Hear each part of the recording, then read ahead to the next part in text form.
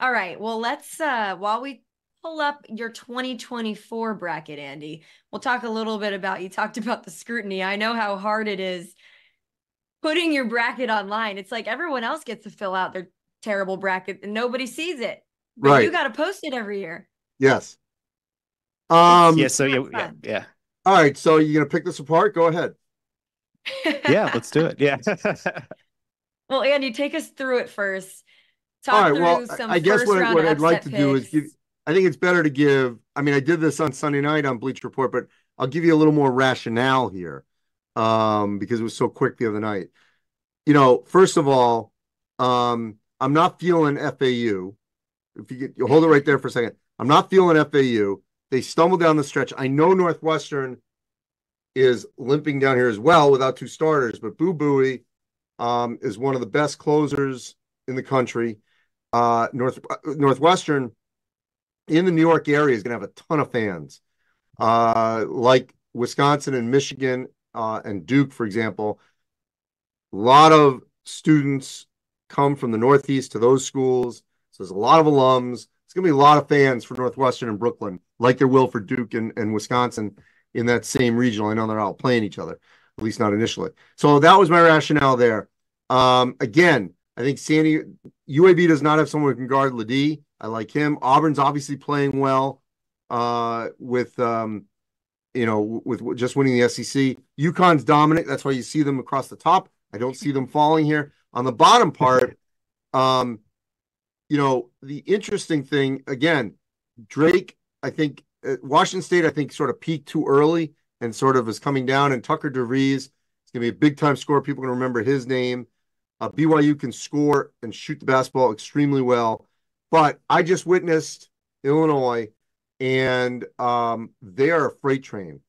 Terrence Shannon Jr. and Ty Rogers, especially those two guys, they are just like full steam ahead, and people cannot get in front of them. Marcus Domask is a really good shooter, and then Dane Danger is playing really well, as so is Coleman Hawkins. So I really like an Illinois Iowa State matchup in the Sweet 16, which I think would be an unbelievable game. So hard, they'd really be physical. But I'm going with a UConn Illinois Elite Eight in Boston, and feeling pretty good about it. We'll see. On the If we go down further, the other thing that jumped out to me, I mentioned down in the West, um, you know, I just feel like Izzo, maybe I'm being too much in that corner. He's going to at least win one game. We keep waiting for this team to reach its expectation. March has been his month. So I feel like they'll at least get one. I don't know if they can get two, because they don't really have an answer for Ingram or Baycott inside. You know, St. Mary's very difficult to play defensively, but I believe Alabama's guards are going to be too much for them. So again, I've got that Carolina, Alabama, Carolina more experience. The bottom part, I love the Lobos beaten by a Clemson team that's really been struggling. I haven't been all in on Baylor all season.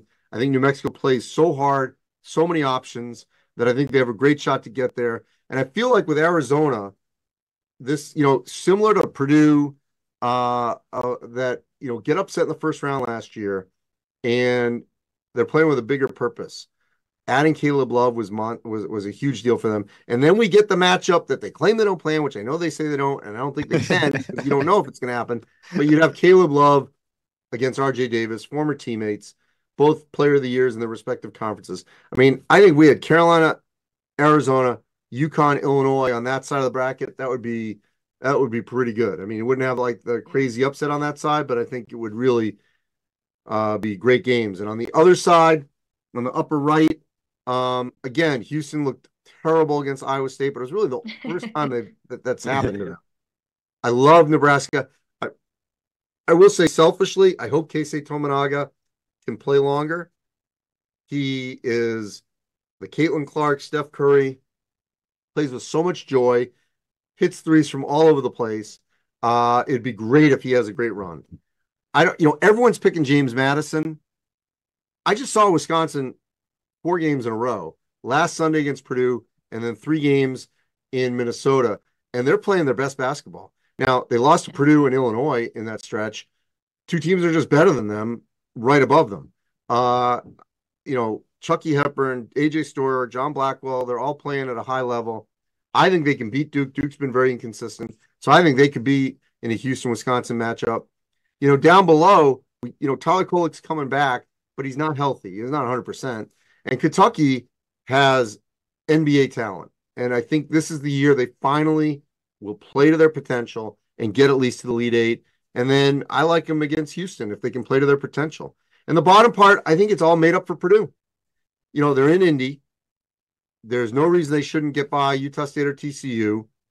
They've already played Gonzaga if they play them. They're better than McNeese. They're better than Kansas, and we don't expect them to be healthy. That's why I got Samford winning, as you got to pick one of those big upsets. And the bottom part, Tennessee, I think can get there with Dalton Connect, but they've been inconsistent down the stretch. But I really do like Oregon. And Folly Dante was phenomenal. He had 12 of 12 in the Pac-12 title game. Dan Altman does this all the time, where he, just basically gets on a run late, puts the pieces together, and here they are. So I like them. And that brings you to your Final Four. Andy, you like Kentucky in the Final Four. They're actually a very popular champ pick in our bracket game too, more than any 2 seed. What's the draw there? You mentioned it a little bit. Yeah, I think Reed Shepherd will, like his dad who was an MOP, have a great tournament. Antonio Reeves is a really good scorer. Rob Dillingham is getting a lot of NBA buzz. If they can get the inside play consistently, they're just better than a lot of these teams in their bracket. They just haven't played up to their potential, in spurts in the SEC. So if they get there against Purdue, I think Purdue's experience, and if Purdue gets to the Final Four, I think the weight of the world will be off their back. First, they got to get to Detroit.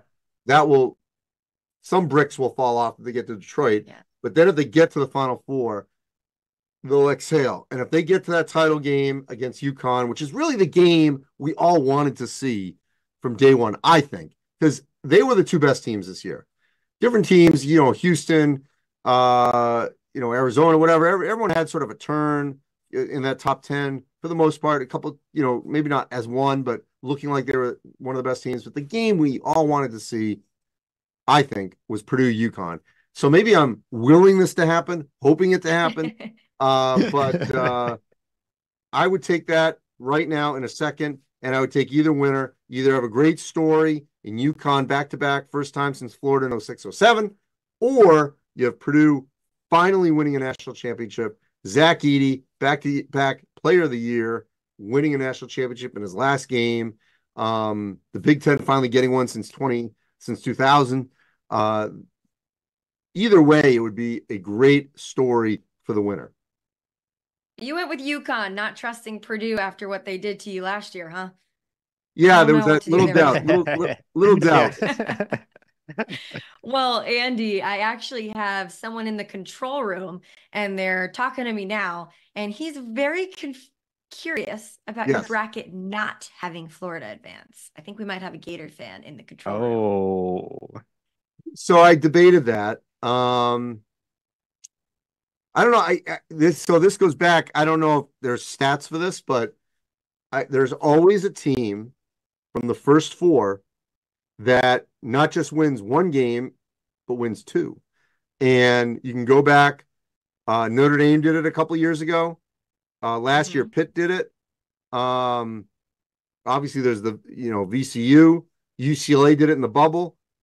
So I'm feeling like at least one of these teams, and this time I picked Colorado to do it, would be that team. So I'm also thinking trend-wise, in addition to what I really believe, do I think Florida's a better team? Yes. But I also was thinking, okay, where could I find these things that happen that I know always happen? And so that was my one that I pointed to. Well, sorry, Ty, but there's your answer. All right. But okay, and listen, Ty, I wasn't feeling that Boise could do it, that Virginia could do it, that Colorado State could do it, but I think Colorado can. All right. All right. So I'm going to ask you this before we get going to questions, Andy. What are some of your tips to folks filling out their brackets? Because stats did say you have been successful in many ways. Well, so that's the thing. And I really hope that Wayne will put this out to at least pump me up a little bit here. And because there's nuances here. It's not just about picking the championship. I mean, that could be one thing. Exactly. 2018, pick the title. 6 of 9 on 11s. Whatever it is. But I do think that you have to look for I mean, it's all a game of trying to find the right ones. It's not always going to be every 12-5 upset. There's usually at least maybe 113, at least recently. I don't think we should be picking 16s. I still think these are two anomalies. I mean, it's only happened twice. So I really wouldn't go down that road, especially this year. These 3 of the 4 number ones have been so dominant. I just cannot see it. And the 15-2s, yeah, that's happened. I'm not feeling it as much. I mean, I would say this. If the matchups were different, like Long Beach State, Arizona. I mean, Long Beach State, they fired Dan Munson. They're on a little run, but that's the wrong 15. Maybe if it was, if South Dakota State, I don't think they can beat Iowa State, but if South Dakota State might be with, let's say, maybe it's Marquette because Marquette isn't 100% healthy. It's sort of like the matchups sometimes just have to click. Now, no one predicted St. Peter's. I don't think anyone did. So maybe that'll be the one again. Who knows? But I think, look for those. I think the 7-10 line and the 6-11 sometimes get a little bit underplayed as to lines that I think you could see some upsets occur. And I would also say it's not crazy to pick a couple of ones to get to the final and win it because everyone's, oh, your bracket's boring. You've got 2 1s. Well, sometimes the best teams do win. So we have seen that as well. As I mentioned in 2008, we had 4 number 1s. So sometimes it does happen. And, we'll see. Andy, do you think this one's a winner? Your bracket? I'm going to hope so. All right. All right. So we've got time for some Q&A. We have fans dropping in questions for you, Andy, in the comments. So we'll start off with one from Mark. He asks, what is the biggest key for Stetson to pull off the upset like FDU did with Purdue? Ooh. Oof. Yeah. Doesn't sound like a good answer coming, Mark. Well, I mean, here's part of the problem too. And here's part of the problem of picking an upset. Location matters.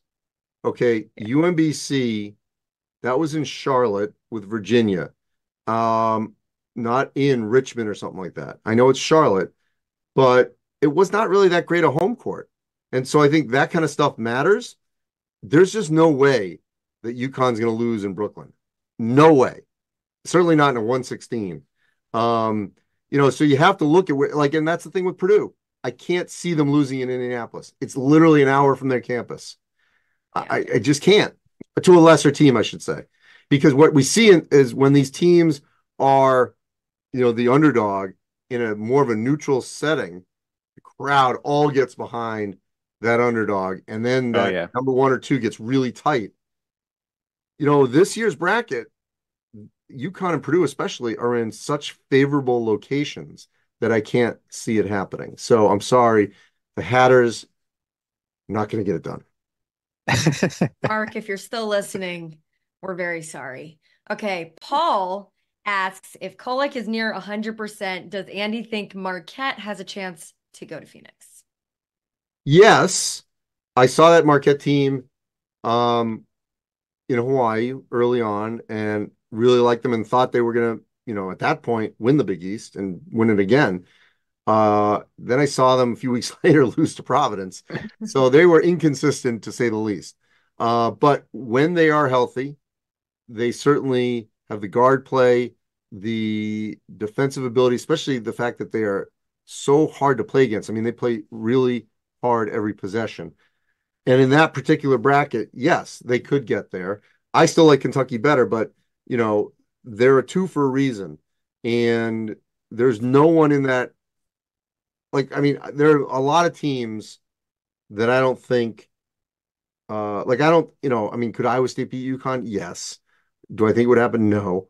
I just think that Marquette definitely at its best could beat any team. Yeah, I know they're the 2 seed, but they could beat any team in their bracket and get there. All right, next question. Seo Kwan Kim asks, which region will be the most chaotic? I would say I think the most chaotic region will be everywhere in the Midwest except for Purdue. I think we're going to see multiple double-digit seeds win around Purdue, making that path Okay. easier. Does that make sense, Wayne? Oh yeah. Yeah, I think that way too, especially with, McNeese, Stanford, Oregon. That's not easy. Those are Right. tough outs. All right, a few more, Andy. Aram, he's asking, what's Andy's favorite arena to visit for March Madness? Ooh. For the tournament, it's Madison Square Garden. I Ah, was so yeah, I love thrilled. that. I was so thrilled that it finally came back. It was not there for decades. Um, Came back years ago. I saw Michigan State, UConn there years ago. And then, I mean, I saw that unbelievable um, Wisconsin, Florida tie, Florida. That was at MSG when Chris Chiozza goes the length of the floor to beat Wisconsin.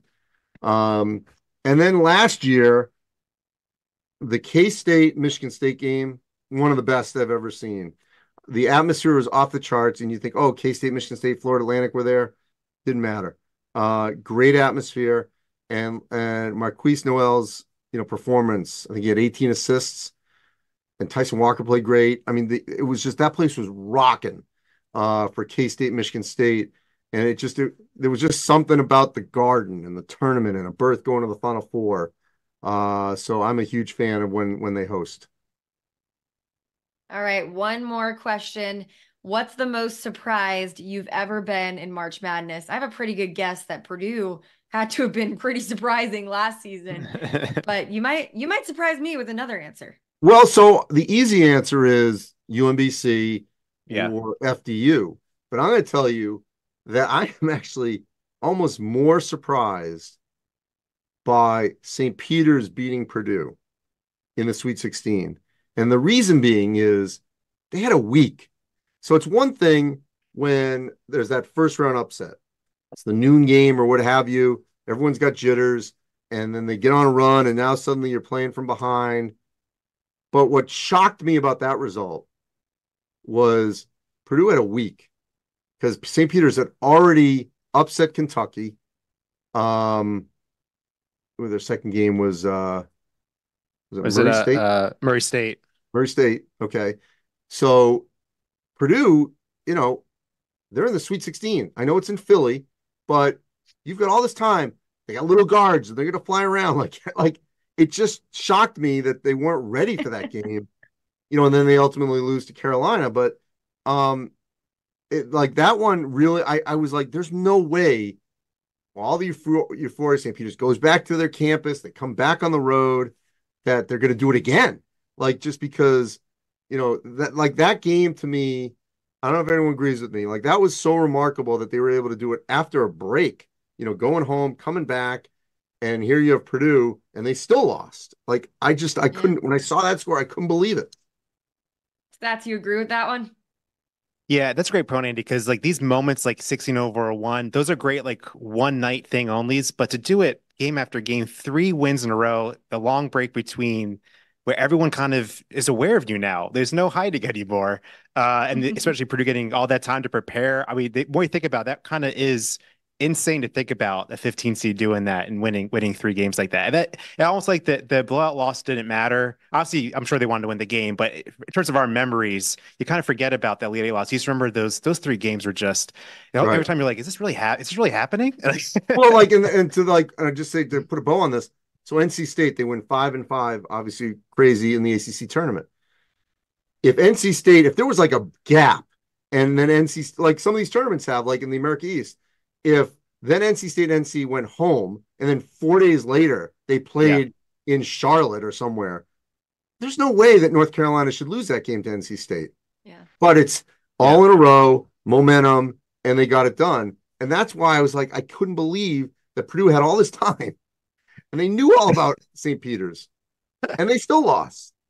So that one really. Well, I love that. Yeah. and it makes sense that St. Peter's is now a pretty popular pick in brackets. this Yep. year. So that's all Sing the it again. questions we're gonna have time for. You can join Andy Katz's bracket group on the Bracket Challenge game. The QR code is to the left. Andy, thanks again for hopping on. We know you have a lot going on ahead of the tournament. So thanks for being with us. All right. Thank you, everyone. This is fun. Thank you.